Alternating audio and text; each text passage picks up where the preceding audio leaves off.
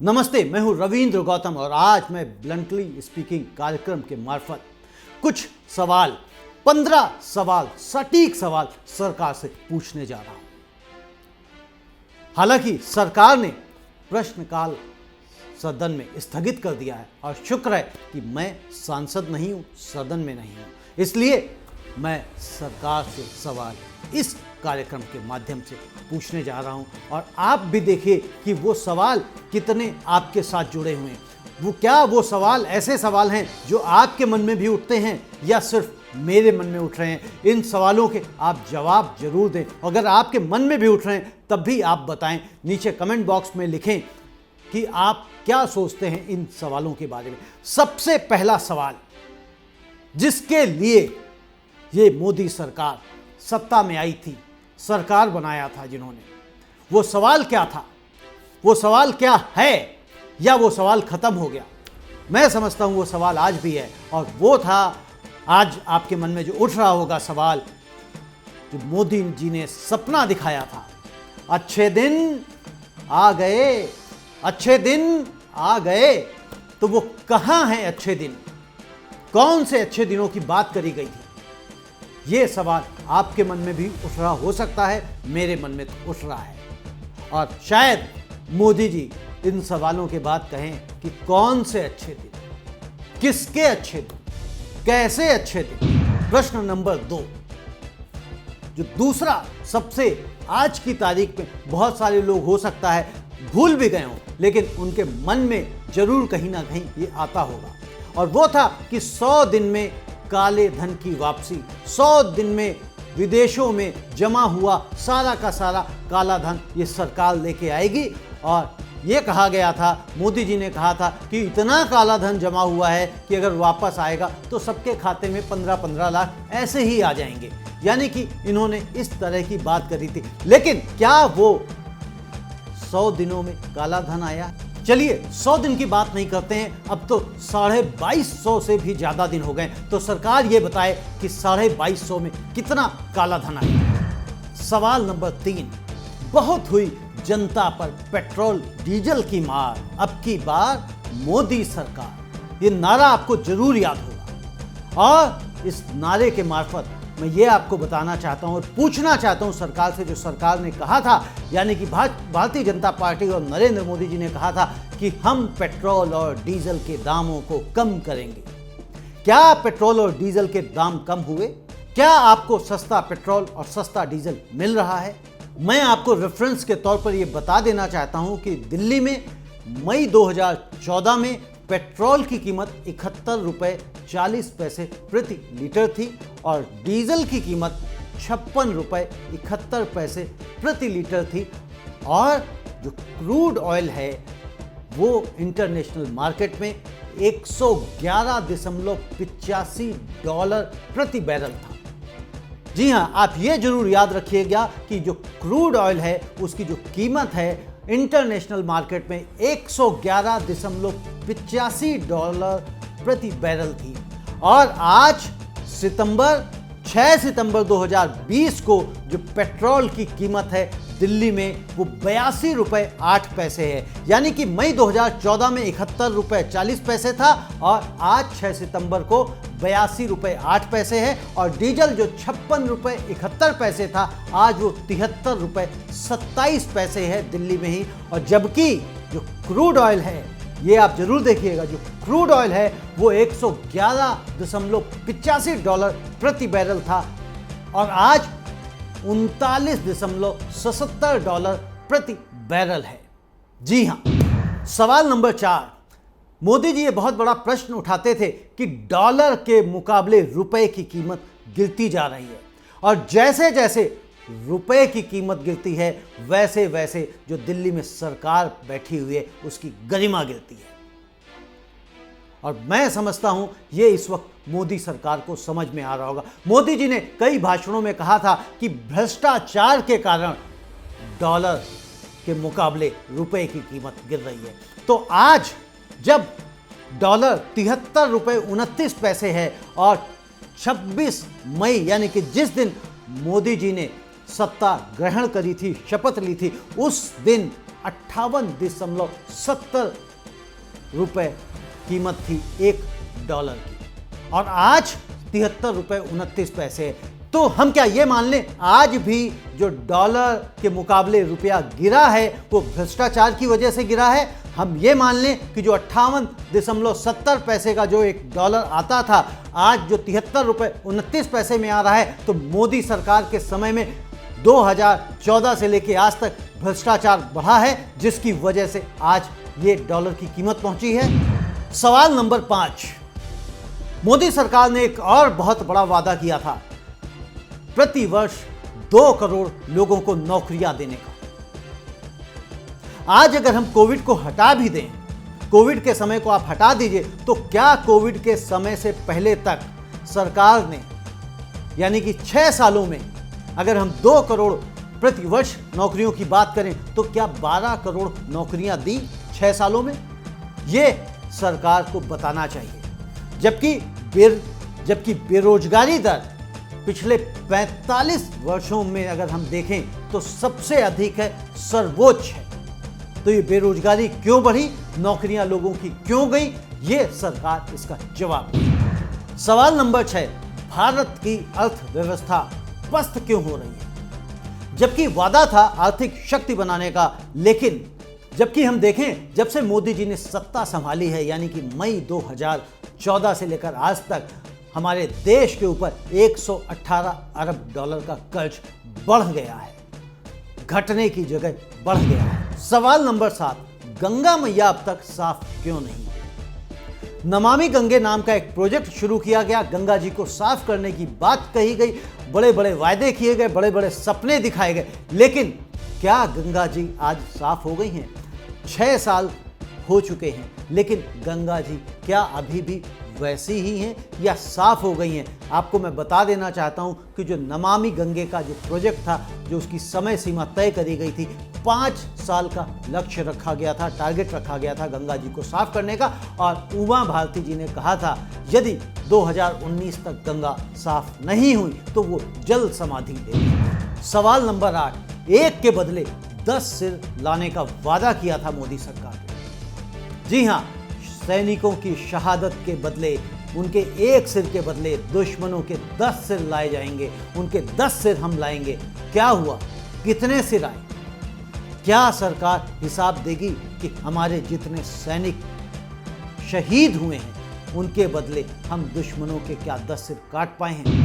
सवाल नंबर 9, महिलाओं को 33% आरक्षण का वादा पूरा अब तक क्यों नहीं हुआ, जबकि ये सरकार फुल मेजॉरिटी में है? यानी कि क्या हम ये मान लें कि सरकार महिलाओं को उनका हक नहीं देना चाहती है, सरकार महिलाओं को आगे नहीं बढ़ने देना चाहती है? और अगर ऐसा नहीं है तो अब तक जो 33% आरक्षण की बात इतने सालों, इतने वर्षों से चली आ रही थी, वो पूरी इस सरकार ने क्यों नहीं करी है? जबकि दूसरी कुछ विपक्षी पार्टियों ने इसके लिए अपना सहमति भी दे दी। सवाल नंबर 10, 100 स्मार्ट सिटीज का वादा था। 100 स्मार्ट सिटीज में अब तक कितनी सिटी, कितने शहर स्मार्ट हो गए हैं, ये सरकार कब बताएगी? सवाल नंबर 11, नोटबंदी से आतंकवाद और काला धन की समाप्ति की जो बात कही गई थी, कितना आतंकवाद खत्म हो गया और कितना काला धन बाहर आ गया, ये सरकार ने एक बार भी नहीं बताया। जबकि रिजर्व बैंक ऑफ इंडिया ने कहा कि लगभग सारे के सारा पैसा जो था वो वापस बैंक में आ गया। और आपको एक बात और बता देना चाहता हूं कि नोटबंदी से पहले जितना नगद धन मार्केट में हुआ करता था, आज की तारीख में उससे डबल नकदी बाजार में है। यानी कि लोगों ने पैसे को बैंक में सुरक्षित रखने की जगह अपने पास सुरक्षित रखना ज़्यादा महफूज माना है। सवाल नंबर 12, नोटबंदी के दौरान जिन लोगों की एटीएम की लाइन में, बैंक की लाइन में लगकर मृत्यु हो गई थी, लगभग 150 से 200 लोग थे, उनके परिवारों को क्या सरकार ने कोई मुआवजा दिया है? और नहीं दिया है तो क्यों नहीं दिया है? मेरी जानकारी में तो सरकार ने उन मृत्यु को, उन मौतों को एक्नॉलेज भी नहीं किया। सवाल नंबर 13, जब हमारे देश में, ये आज की बात हम कर रहे हैं, जब हमारे देश में 561 लोग पूरे देश में संक्रमित थे तो हम सब लोगों को ताले में बंद कर दिया गया था, यानी कि लॉकडाउन लगा दिया गया था। और जब 5000 प्रतिदिन से ज़्यादा लोग रोज संक्रमित सामने आने लगे तो अनलॉक कर दिया गया, यानी कि सबको वापस खुला छोड़ दिया गया, बिना जाने बिना समझे। तो गलती कहाँ थी?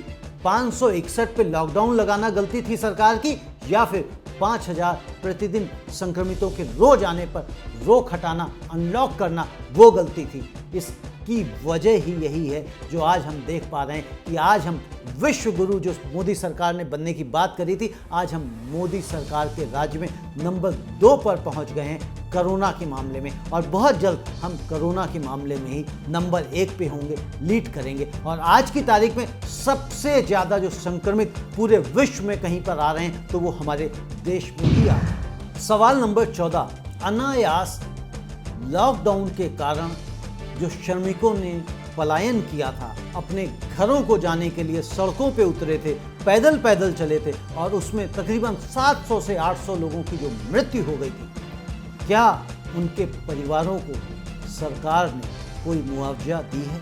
कोई उन्हें राहत पहुंचाई है? या फिर सरकार जिस तरह से नोटबंदी में लोगों की मृत्यु हो गई थी इस पर भी शांत है? क्योंकि इस बार भी सरकार ने कोई एक्नॉलेजमेंट नहीं दी है किसी की भी मृत्यु पर। क्या यह सरकार असंवेदनशील हो गई है या असंवेदनशील है? सरकार को ऐसे समय पे अपना बड़ा दिल दिखाते हुए आगे आना चाहिए और इनके परिवारों को कहीं ना कहीं कोई राहत जरूर पहुंचानी चाहिए। गलतियां किसी से भी हो सकती हैं, और गलतियां तभी होती हैं जब आप काम करते हैं, लेकिन उससे बड़ी गलती तब होती है जब आप अपनी गलती को गलती नहीं मानते। सवाल नंबर 15, गिरती हुई अर्थव्यवस्था के लिए कौन जिम्मेदार है? क्या गिरती हुई अर्थव्यवस्था हम सिर्फ कोरोना को इसका जिम्मेदार ठहरा सकते हैं? जिस तरह से निर्मला सीतारमण जी ने कहा, ये एक्ट ऑफ गॉड के कारण है। अगर ये आज एक्ट ऑफ गॉड के कारण है तो 2019 में कौन सा एक्ट ऑफ गॉड था, 2018 में कौन सा था, और 2017 में कौन सा था? जब से लेके हम देख रहे हैं कि लगातार जीडीपी में गिरावट दर्ज करते हम लोग आ रहे हैं। तो कौन इसके लिए जिम्मेदार है? इसकी जिम्मेदारी क्या हम वापस राहुल गांधी पे थोप देंगे, या जवाहरलाल नेहरू के ऊपर थोप देंगे, या और पिछली सरकारों के ऊपर थोप देंगे? मोदी सरकार को मैं समझता हूं अपना जो बड़ा सीना, जो 56 इंच के सीने की बात करते हैं, उस सीने को आगे लाते हुए जो उनसे गलतियां हो रही हैं वो माननी चाहिए, स्वीकार करनी चाहिए, और सभी को साथ लेके आगे चलना चाहिए। क्योंकि ये देश सिर्फ और सिर्फ मोदी का नहीं है, ये देश मेरा, आपका, सभी का देश है। और इस देश में अगर कुछ भी गलत होता है तो वो सिर्फ मोदी नहीं भुगतेंगे, वो हमें भुगतना पड़ेगा। मोदी जी तो फकीर हैं जो सोने का तारों वाला कोट पहनते हैं, ब्रांडेड चश्मे पहनते हैं, वो तो एक फकीर हैं और वो थैला उठा के चले जाएंगे, लेकिन अल्टीमेटली हमारा और आपका क्या होगा? ये सोचने वाली बात है दोस्तों। हमें ये सवाल सरकार से पूछने पड़ेंगे, ये समझने पड़ेंगे कि इसके पीछे क्या कारण है कि हमारे देश की अर्थव्यवस्था गिरती जा रही है। इसके क्या कारण है कि सरकार रोज नए सपने दिखाती है, चाहे मेक इन इंडिया हो, चाहे मेक फॉर द वर्ल्ड हो, XYZ, यानी कि रोज सरकार आपको नए नए सपने दिखाती है, कुत्ते पालने की बात करती है, आपको जो देश के कुत्ते हैं उनकी नस्लें बताई जाती हैं। उन सब से हमें क्या हासिल होने वाला है? उन बेरोजगार लोगों को देखिए, आप ये देखिए जो 80 करोड़ लोगों को जो मोदी सरकार ने 5-5 किलो जो राशन दिया वो क्यों देना पड़ा? क्यों? क्योंकि लोगों के पास रोजगार नहीं है। और आप जिनके पास रोजगार नहीं है, जिनके पास खाने के लिए सामान नहीं है, खाने के लिए अनाज नहीं है, आप उनको क्या कुत्तों को पलवाना चाहते हैं कि वो कुत्ते पालें? और जिन लोगों की नौकरियां इस लॉकडाउन के कारण चली गई हैं, जिन लोगों के व्यापार बंद हो गए हैं, जिन लोगों की फैक्ट्रियां बंद हो गई हैं, जिन लोगों के उद्योग धंधे सब बंद और ठप हो गए, वो क्या करें? सरकार ये भी बताए, सरकार ने जब GST का पैसा जो राज्यों को देना है, वो तो कह रही है कि आप राज्यों को सजेशन दे रही है कि आप उधार ले लीजिए, कर्ज ले लीजिए, यानी कि केंद्र सरकार राज्यों को पैसा नहीं दे पा रही है। और हम और आप क्या करें? वो उद्योगपति क्या करें, वो बिजनेसमैन क्या करें, वो व्यवसायी क्या करें जिनके ऊपर लोन्स हैं और वो नहीं दे पा रहे हैं, वो नहीं चुका पा रहे हैं, तो वो किससे कहें? वो क्या बैंकों से कहें कि आप मेरा जो पैसा है जो आपने मुझे उधार दे रखा है वो आप किसी और से उधार ले लीजिए, मेरे पास जब आएगा तब हम दे देंगे? या ये राइट और ये अधिकार सिर्फ सरकार के पास है, वो सरकार हाथ खड़े कर सकती है कि हमारे पास तो पैसे हैं नहीं, आप जहाँ से मर्जी जुगाड़ लो। तो क्या यही राइट, क्या यही जो जिम्मेदारी है, यही अधिकार देशवासियों को नहीं मिलना चाहिए? उनको नहीं मिलना चाहिए जो आज की तारीख में तंगहाल हैं, परेशान हैं, बदहवास हैं? क्योंकि हम देख रहे हैं कि कितने सारे लोग समय समय पे न्यूज़ आ जाती हैं कहीं ना कहीं, कोई ना कोई, कि कोई कर्ज से डूब के मर गया, कोई भूख से उसने आत्महत्या कर ली। तो ऐसी स्थिति में मोदी जी के क्या आगे के स्टेप्स हैं, क्या रोड मैप्स हैं, वो क्या करने वाले हैं, किस तरह से हमारे देश की अर्थव्यवस्था को संभालने वाले हैं, किस तरह से जो नौयुवक हैं, जो बेरोजगार हैं, उनको रोजगार देने वाले हैं, ताकि एक हौसला आ सके। और जब एक हौसला आएगा देशवासियों में तो मैं समझता हूँ सब मिलके हम आगे बढ़ सकते हैं। मैं चाहता हूँ और आप भी इन सवालों के जवाब अपने अंदर ढूंढें कि कहाँ ये गलती हुई, और जो ये सरकार से सवाल पूछ सकते हैं उस सरकार से भी सवाल पूछें। और मैं समझता हूँ सरकार को इन सवालों के ऊपर जरूर सोचना चाहिए। नमस्ते।